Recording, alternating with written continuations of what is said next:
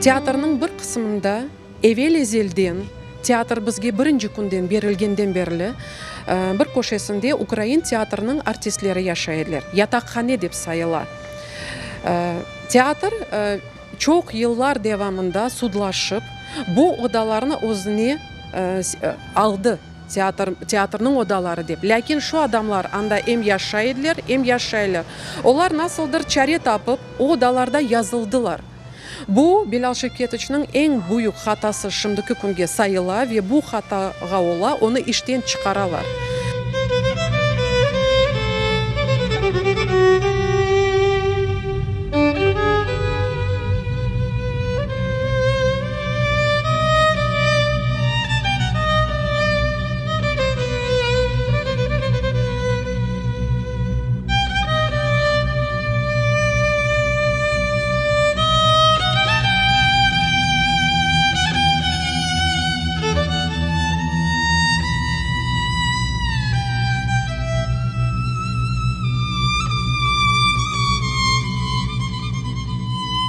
Bilal Bilalov o'zining umrin teatrga bag'ishladi.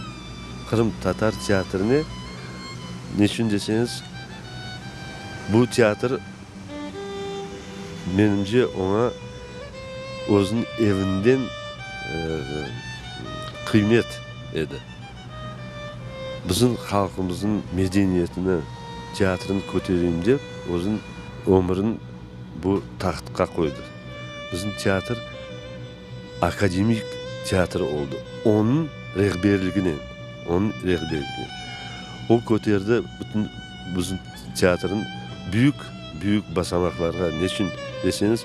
Он вырос в яркого, харизматичного лидера. За этим лидером готовы идти люди.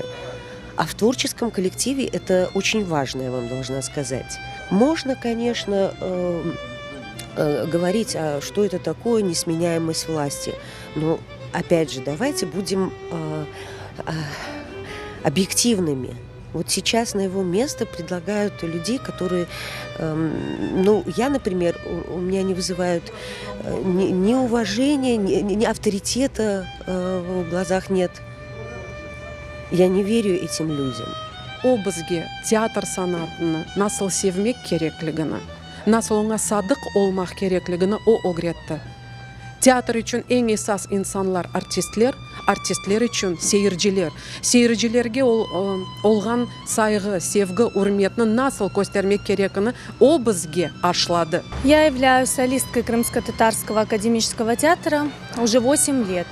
И за эти 8 лет Белял Белялов показал себя, и в наших глазах он как талантливый режиссер, достойный руководитель, менеджер, который может организовать работу театра так, что театр будет процветать и нести людям радость.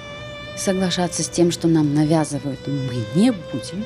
Наш руководитель нас устраивает. И с этой абсурдной ситуации, по причине которой его увольняют, это вообще абсурд.